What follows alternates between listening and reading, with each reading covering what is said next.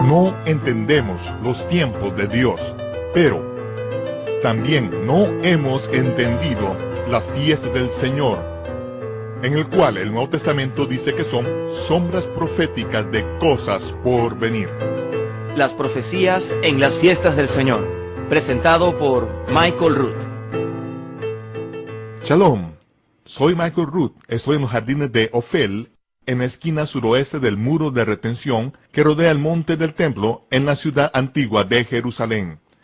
Hace más de 3000 años, David ben Jesse, rey de Israel, compró la cima de esta montaña sobre la cual construyó un templo para el Dios viviente. Estas rocas gigantes que constituyen el muro de contención están colocadas en el monte Moriah. En hebreo, Har Moriah. Moré, maestro, y Yah, el nombre santo del Dios de Abraham, Isaac y Jacob. El monte Moriah, la montaña donde Yahweh será nuestro maestro. Es sobre esta montaña donde Abraham ensayó el sacrificio de su hijo Isaac, pero se le proveyó un cordero macho de 1 año como sustituto de su hijo. Fue sobre este monte donde David levantó un tabernáculo para albergar el arca del pacto. Fue aquí, sobre el monte Moriah, donde David vio, por revelación, detalles del futuro Mesías, quien sería uno de sus descendientes. Fue aquí, sobre este monte, donde el rey David realizó ensayos detallados para el servicio del templo. Ensayos que predecían exactamente lo que el Mesías iba a lograr aquí en la ciudad de Jerusalén, cuando él viniera a redimir a su pueblo de las consecuencias de sus pecados. Moisés y luego el rey David establecieron estos ensayos detallados como sombras de buenas cosas por venir que el Mesías tenía que cumplir.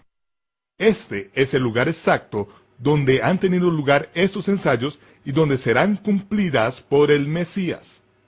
Únese a nosotros en los estudios de televisión de Lester Summerall, donde esta presentación multimedia fue grabada por el Club de la Profecía. Esta es Profecía Bíblica 101. Ahora, episodio número 1 en la serie de 26 partes sobre las profecías de las fiestas del Señor, Sodoma y Gomorra, halladas. Lo que parece ser a la distancia formaciones rocosas en medio del desierto de Israel resulta ser la ciudad entera de Gomorra que ha sido encontrada todavía intacta, todavía de pie. Aquí, en la base de Masada, entre Masada y el Mar Muerto, uno puede ver los restos de las cenizas de las ciudades de las llanuras. Al fondo se pueden ver 2 objetos alargados de forma de pirámide. Ahora, los ángulos de 90 grados no aparecen en la naturaleza, pero aquí en el desierto de Judea hay edificios que son de la misma longitud, ancho, profundidad, altura y ángulo de inclinación. Estos abren el camino hacia el sitio del área del templo. Justo como leemos en el libro de Deuteronomio, nada queda de la ciudad de las llanuras excepto azufre, sal y cenizas, y nada crece allí. Allí fuera de la principal población de Jerusalén, conforme uno mira hacia el monte Masada y la galería de Herodes a la distancia, uno ve las cenizas y la ciudad de cenizas al frente. Allí está Bruceville, a quien lo conocemos respetuosamente como Bruce Azufre, sosteniendo algunos pedazos de azufre que encontramos la última vez que estuvimos allá durante la fiesta de Pesach o Pascua. Uno ve las cenizas al fondo y él está sosteniendo azufre en sus manos. Las escrituras dicen que llovió fuego y azufre del cielo sobre las ciudades de las llanuras, destruyéndolas. En los restos de cenizas uno puede ver la huella dejada por el azufre conforme llovía del cielo. Las cenizas luego se compactaron de modo que esos trozos de azufre que contienen 95.372% de azufre puro todavía permanecen hasta el día de hoy. Son objetos en forma de pirámide que continúan erosionándose año tras año. Y vamos allí al menos 2 veces al año. Aquí estoy con mi vestido del desierto a temperaturas que sobrepasan los 50 grados centígrados en el punto más bajo de la tierra. Un lugar inhóspito. Esa es la razón de por qué muchas personas no van allá. Esas son huellas de león. Los leones merodean en los restos desérticos de Gomorra, y aquí vemos las huellas de una leona y sus 2 cachorros. Como usted sabe, los leones comen gacelas del desierto y los seres humanos somos más lentos que cualquier gacela del desierto que yo haya visto. Aquí se ve la huella del cuerpo y 4 huellas de un león que estaba echado en las cenizas. Esa es la razón de por qué cada tarde antes del anochecer nos metemos en nuestra tienda de campaña de nylon, porque sabemos que el nylon mantiene alejado a los leones. Pero si eso no funciona, mi hija está sosteniendo una M16 automática y Bruce tiene una Magnum 357 a su lado. De modo que cuando vamos allá tratamos de estar un poco más preparados. Pero es como dijo Simón Pedro. Simón Kefa habló de las ciudades de las llanuras, Sodoma y Gomorra, diciendo que Dios ha dejado un ejemplo visible en la tierra de sus juicios justos. Y aunque Dios no hace llover fuego y azufre sobre cada generación en la cual hay maldad grotesca, por supuesto, sucede que vemos que Washington DC aparece en la televisión en las noticias de la tarde, lo cual es una prueba de que Dios no hace llover fuego y azufre inmediatamente sobre cada generación malvada. Pero Dios sí dejó un testimonio sobre la tierra de que Él es el juez. Y es el testimonio de Dios sobre todos aquellos que viven una vida de maldad. Tengo en mis manos un pedazo de azufre que fue recuperado de la ciudad de Gomorra. De hecho, tengo la colección privada más grande del mundo de azufre fuera de la ciudad de Gomorra. Este pedazo de azufre tiene 95.72% de azufre puro con rastro de otros 3 metales. Se quema a una temperatura extremadamente alta. De hecho, cometimos el error de encender un pedazo cuando regresamos a Jerusalén hace varios años. Encendimos el azufre, un pedazo pequeño en el nivel inferior de un hotel en el distrito judío, y cuando todos empezaron a ahogarse, salimos del edificio sacando el azufre porque de repente sentíamos que lo estábamos inhalando y que era venenoso y muy mortal. Lo sacamos a la calle y dejamos que se extinguiera, y es la última vez que enciendo azufre dentro de un aposento. Esto es lo que Dios ha dejado como testimonio en la tierra. Conforme la ciudad empezó a colapsar, las cenizas dejaron el azufre al descubierto. Las cenizas y el azufre quedan hoy para nosotros como recordatorio visible del juicio justo de Dios. No es solo el recordatorio del juicio justo de Dios contra los malvados, sino dice que es un ejemplo para los justos de que Dios puede librarlos en el día del juicio. Este pedazo de azufre es buenas noticias y malas noticias. Depende de usted dónde se encuentre en relación con el Creador de los cielos y de la tierra. Los restos de Sodoma y Gomorra aún permanecen como recordatorio del juicio justo de Dios, que Josefo y Simón Pedro hablaron de Sodoma y Gomorra como algo común en sus días, y ahora los restos de esas ciudades han sido redescubiertos recientemente en la tierra de Israel en esta última generación, y ahora Israel está habitando esa parte del mundo de nuevo. Aún más, Pedro dice, sabiendo esto, que en los últimos días vendrán burladores. Dentro del contexto de lo que él dijo en 2 de Pedro capítulo 3, en los últimos días, estos burladores no incluirían solamente a los creyentes, sino que sería gente que se podrían considerar como ministros dentro del cuerpo de creyentes. Esos hombres estarían caminando según su propia concupiscencia, preocupándose solo de ellos mismos y asegurándose de que todo lo que hacen sea por sus propios intereses. Dice que estos burladores caminarían según su propia concupiscencia, burlándose al decir, ¿dónde está la promesa de su venida? Desde que nuestros padres durmieron, todo continúa de la manera que todo ha sido. Gustosamente ignoran que Dios juzgó al mundo en los días de Noé y juzgará al mundo de nuevo. En los días de Noé sacudió las bases de la tierra, pero esta vez Él va a sacudir los cielos también. Todo lo que pueda ser sacudido será sacudido. Lo único que va a permanecer de pie son aquellas cosas que están fundadas sobre una roca que no puede ser removida ni sacudida. No se equivoquen, es Dios quien va a hacer la sacudida, y lo va a hacer por una razón, así como dijo Yahshua en los evangelios. Cuando el viento sopla y cuando las olas rugen, no dice sí, sino cuándo. Hay un tiempo en el cual Dios va a sacudir las cosas. Este es el testimonio de Dios que ha dejado para los últimos días. Siempre me sorprende cuando viajamos alrededor de los Estados Unidos, conforme presentamos algunos de esos hallazgos arqueológicos que ahora han salido a la luz, justo en la última generación, y la mayoría de ellos desde el tiempo en que Israel recuperó la ciudad de Jerusalén en 1967. Y vemos que, como dijo Pedro, gustosamente ignoran en los últimos días. Nosotros viajamos por los Estados Unidos no solo con pedazos de azufre, sino que también invitamos al arqueólogo quien fue acreditado por el gobierno turco para que hallara el arca de Noé.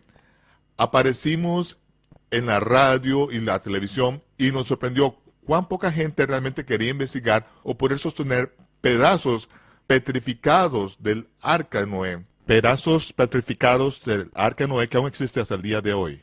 Fue a finales de 1950 que apareció en un campo un objeto en forma de barco en las montañas de Urartu o Ararat al norte de Turquía. En 1978 sucedió un terremoto en el norte de Turquía, cuyo epicentro fue el puro centro del objeto en forma de barco.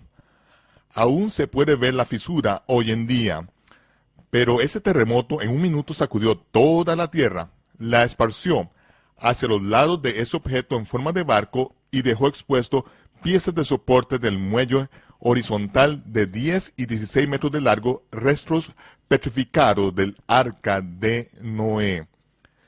Dios excavó el arca de Noé en un minuto más de los que los arqueólogos pudieron lograr en 100 años con equipo moderno. Dios es el que está a cargo y ha dejado ese testimonio en la tierra para los últimos días. Conforme hemos estado viajando alrededor del país presentando estas diferentes evidencias, estamos viendo que en vez de cientos de miles de personas que vienen, solo hay unos cuantos cientos. La mayoría de las personas se quedan en la casa viendo televisión, inmersos en los deportes o lo que sea. Siempre es una decepción de cuántas personas salen a ver estas cosas. Pero nunca es una decepción de quién sale. Dios ha llamado a su pueblo en los últimos días. Les ha permitido saber que hay algo muy significativo que está a punto de desatarse. En solo unos años hemos visto que muchas personas y muchos grupos alrededor del país y alrededor de esta parte del mundo de repente encuentran que las fiestas del Señor se han convertido en algo muy importante para ellos, han llegado a ser muy significativas para ellos, pero no saben por qué. En esos últimos días Dios está haciendo que sucedan estas cosas de manera que podamos entenderlas. Pero mismo dijo, en los últimos días, estos burladores gustosamente ignorarán que en los días de Noé Dios sacudió la tierra. La próxima vez va a sacudir los cielos y la tierra. Todo va a ser sacudido. Dice Pedro, Dios no se tarda con respecto a sus promesas de juicio. Aunque parezca que la vida continúa como siempre, Dios no se tarda con respecto a sus promesas de juicio que fueron pronunciadas por los profetas hebreos. Dios es paciente, esperando que nadie perezca. Pedro hace una declaración profética relacionada con los últimos días, el retorno prometido del Mesías. Es la única declaración que él hizo cuando dijo, hay algo que no debemos ignorar. Dijo, de esto no debemos ser ignorantes, que un día para el Señor es como 1000 años, un milenio, y 1000 años es como un día. Simón Pedro, estaba hablando exactamente lo mismo que los rabinos hebreos han enseñado durante miles de años. Dios creó los cielos y la tierra en 6 días y el séptimo descansó. Eso significa que el hombre tendrá su turno de gobernar y reinar en la tierra por 6000 años y el Mesías reinará en el séptimo o sábado milenial, el día milenial o milenio del Señor. En el libro de Barnabás, quien fue un seguidor judío de Yahshua de Nazaret del siglo I, también dice lo mismo. Dios creó los cielos y la tierra en 6 días y en el séptimo descansó. Dijo que el Mesías reinará en el séptimo sábado milenial, el día o milenio del Señor, que se entiende a través de las escrituras hebreas. Los seguidores judíos del Mesías durante el primer siglo no estaban engañados de que el Mesías regresaría en cualquier momento.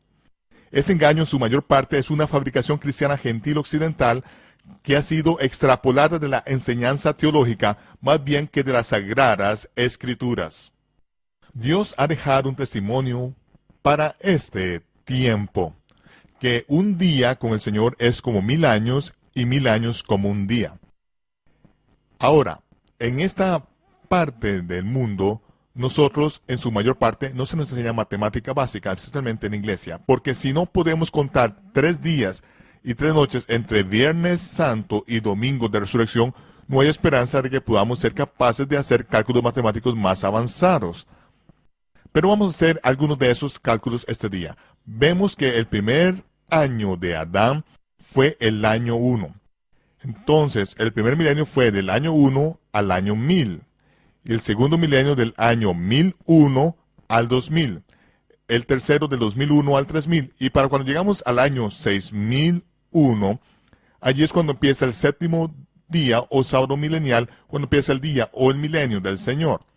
También vemos que ese cuadro en Bereshit, en Génesis, en el cual dice que Dios le dijo a Adán, en el día que comas de él, ciertamente morirás. Pero vemos que Adán vivió 930 años. ¿Cómo podemos reconciliar eso? Se debe a que sabemos que un día para el Señor es como 1000 años y 1000 años como un día. Adán fue creado para vivir para siempre, pero murió en el día milenial o el milenio en el cual él fue creado. Y aunque Matusalén se acercó con una vida de 969 años, desde ese punto en adelante jamás nadie ha pasado del día milenial aún desde ese propio principio. Dios lo dijo correctamente en Génesis. Mostró cómo ese cuadro profético se va a ver a través de las Escrituras y a través de las fiestas del Señor, las fiestas de la primavera y la fiesta del otoño. Vamos a ver la manera en que esas fiestas juegan un papel. De acuerdo con el calendario judío moderno, en la actualidad estamos en el año 5760. El año 5760 indicaría que falta al menos 240 años para que empiece el séptimo milenio o el milenio sabático. Pero no hay estudiosos judíos sobre el planeta hoy en día que disputen el hecho de que se han sustraído años del tiempo total que ha pasado. Todos sabemos que se sustrajeron años. El asunto es, ¿cuántos años? El rabino judío Shimon Schwab notó que él podía probar que faltan al menos 165 años del total de años que han pasado en el calendario, y tal vez muchos más. Entonces queda la pregunta, ¿en qué año estamos? Entre los cronólogos cristianos gentiles de Occidente, ninguno realmente discutiría la siguiente declaración, que la creación ocurrió alrededor del año 4000 antes de la era común, y aquí ahora estamos alrededor del año 2000 de la era común. Cualquier niño de segundo grado podría sumar y ver que 4000 años antes de la era común y 2000 de la era común nos trae alrededor de años de 6000 en ese punto. Pero no se nos enseña la premisa básica y la comprensión de las escrituras hebreas, que un día con el Señor es como 1000 años y 1000 años es como un día. Así es, vamos a ver la manera en que Dios reconoce el tiempo y entender estas cosas desde la perspectiva bíblica, desde la perspectiva hebrea, porque estamos viviendo en el universo de Dios. El mundo en el cual vivimos está sincronizado con el calendario de Dios y el reloj de Dios. Ya sea que sepamos acerca de ello o no, no hace ninguna diferencia. Dios no hace girar el universo alrededor de lo que entendemos. Yo aprendí eso hace varios años. Si no lo entiendo, si me entrometo, parece que sigue simplemente girando todo el tiempo. En lugar de medir el tiempo de la manera en que Dios lo mide, claramente expresaron las escrituras hebreas que hemos abandonado en Occidente. Hemos heredado y adoptado una manera pagana de reconocer el tiempo que está completamente fuera de foco con la manera en que Dios reconoce el tiempo. En el mundo occidental, cada día de la semana tiene el nombre de una deidad pagana. Cada mes del año tiene el nombre de un ángel caído, un dios diferente, desde Janis, el dios de 2 cabezas, hasta Agosto, de César Augusto, el dios del Imperio Romano. Y así hemos heredado un reconocimiento pagano del tiempo y completamente hemos abandonado el calendario de Dios que claramente ha delimitado en las escrituras hebreas. Hasta el mundo occidental, principalmente en los Estados Unidos, que argumenta creer que la Biblia, la palabra de Dios, completamente ha abandonado el calendario de Dios. Es como si hubieran quebrado las manecillas al reloj. No sabemos qué hora es, pero Dios sí sabe qué hora es y tiene un plan y una promesa. Cuando empiece el séptimo día o sábado milenial, vamos a ver algunos acontecimientos increíbles, especialmente cuando lleguemos al séptimo mes del séptimo milenio. Estas fiestas del séptimo mes se cumplirán cuando empiece el día o milenio del Señor. Nos encontramos justo en el umbral de ese punto exacto. Fue hace 3 años que yo publiqué, presenté y defendí en Jerusalén el primer calendario hebreo bíblico astronómicamente corregido. desde la destrucción de Jerusalén en el año 70 de nuestra era. Y fue el rabino Hillel II en el siglo IV que hizo los cálculos matemáticos astronómicos avanzados de modo que pudiéramos tener un calendario proyectado que pudiera ser usado por la gente que estaba siendo esparcido sobre 3 continentes cuando ya no estábamos en la tierra. Cuando ya no podíamos guardar el calendario original de Dios, se produjo un calendario alterno. Para ese tiempo era extremadamente exacto. Pero ahora, 1600 años después, esos cálculos ya no tienen la suficiente precisión como para mantener el calendario ajustado a la larga duración por lo cual ha estado en uso. En este punto del tiempo, en particular, usando el calendario judío moderno, nos encontramos la mayor parte del tiempo celebrando los días de fiesta en el día equivocado. Muchas veces estamos completamente en el mes equivocado de acuerdo con el calendario original de Dios.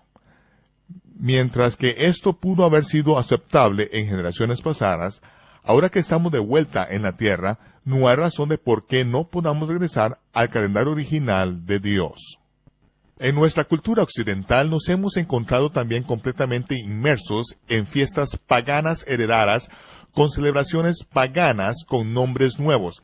Estas celebraciones paganas con nombres nuevos no tienen base ni en la verdad ni en la realidad. Algunas tales como Easter ni siquiera se les ha cambiado el nombre en inglés. Easter o Astarot es el nombre de la diosa de la fertilidad con pechos desnudos del oriente, quien bajó del cielo un huevo gigante y cayó en el río Éufrates a la salida del sol el primer domingo después del equinoccio invernal. Luego salió del huevo y convirtió un ave en una liebre que pone huevos. Unos años después, los sacerdotes de Easter sacrificaban niños. Tomaban los huevos de Pascua y los teñían en la sangre de los niños sacrificados. Muchas de esas tradiciones aún se celebran en el nombre de Dios por parte de aquellos pueblos que dicen que están adorando al verdadero Dios. Realmente no entienden que lo que realmente heredaron. Lo que los cristianos han traído a sus iglesias son feriados de ocultismo. Los han heredado, los hemos heredado. Encontramos que cuando heredamos esas cosas, abandonamos las fiestas del Señor, que son las sombras proféticas de las buenas cosas por venir. Una vez más, nos encontramos con las manecillas quebradas del reloj. No entendemos el calendario de Dios y nos hemos perdido la comprensión de las fiestas del Señor, que el Nuevo Testamento dice que son sombras de las buenas cosas que vienen. Así que Israel entendió durante siglos, durante generaciones, que cada una de las fiestas del Señor era un ensayo santo, una convocación santa, lo cual es un mikra santo o ensayo santo, que nosotros vemos hacia atrás en las cosas buenas que sucedieron en el pasado, tales como la Pascua cuando salimos de Egipto. Entendimos estas cosas como cosas buenas que sucedieron en el pasado, pero hasta que se cumplieron las fiestas de la primavera, no entendimos que también son sombras de lo que el Mesías debe de cumplir cuando el Mesías regrese, cuando el Mesías retorne. Ahora vamos a recibir una comprensión, una perspectiva de esto, porque vemos en el Evangelio de Juan, Yochanan fue un seguidor judío del Mesías judío durante el siglo I. Y es en su Evangelio, en su registro, donde dice: no he escrito todo lo que podría escribirse o debería escribirse. El mundo no sería capaz de contener todos los rollos de las cosas que deberían escribirse acerca de Jesús de Nazaret. Continúa: pero he escrito esto para que ustedes puedan saber que Yahshua de Nazaret es el Mesías, el unigénito de Dios, para que creyendo puedan tener vida a través de su nombre. Ahora, ¿cómo es que un discípulo judío del Mesías prueba a su cultura, a su gente, que Yahshua es el Mesías? ¿Cómo lo hace? De todas las cosas que podrían y deberían escribirse, el mundo no siendo capaz de contener los rollos, que es lo que él selecciona y usa para probar que él es el Mesías. Juan muestra cómo Jesús de Nazaret cumplió las fiestas del Señor durante la primavera, en la manera en que habían sido ensayadas año tras año, siglo tras siglo, por más de 1000 años. A todo Israel se le exigía que subiera a Jerusalén a celebrar las fiestas, estos ensayos cada año. Cada una de las fiestas era una sombra profética. Cada una de estas fiestas estaba inmersa en esta expectativa. Esta podría ser la vez cuando se revela el Mesías. Cada vez que veníamos a las fiestas, era con esta expectativa. Este puede ser el año. Subíamos y nos purificábamos. Hacíamos el migba, nos sumergiríamos o bautizaríamos antes de que empezaran las festividades, esperando que tal vez ese sería el año que vendría el Mesías. Vemos que el Evangelio de Juan da detalles de cómo Yahshua de Nazaret cumplió cada detalle de la fiesta de la primavera en la manera en que se habían enseñado durante miles de años. Michael Rood regresará en tan solo unos momentos.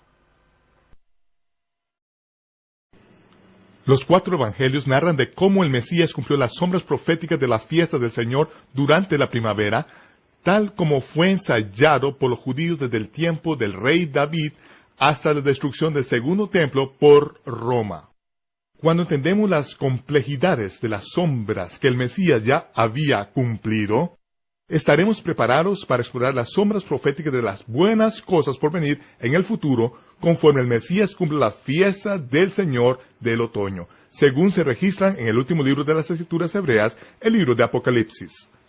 Lo invitamos a usted a que se una con nosotros nuevamente la próxima vez para el episodio número 2 en la serie de 26 partes sobre las profecías de la fiesta del Señor, como ladrón en la noche. Este es Michael Rood, desde Jerusalén, deseándoles shalom, paz. Nos vemos cuando se despeje el humo.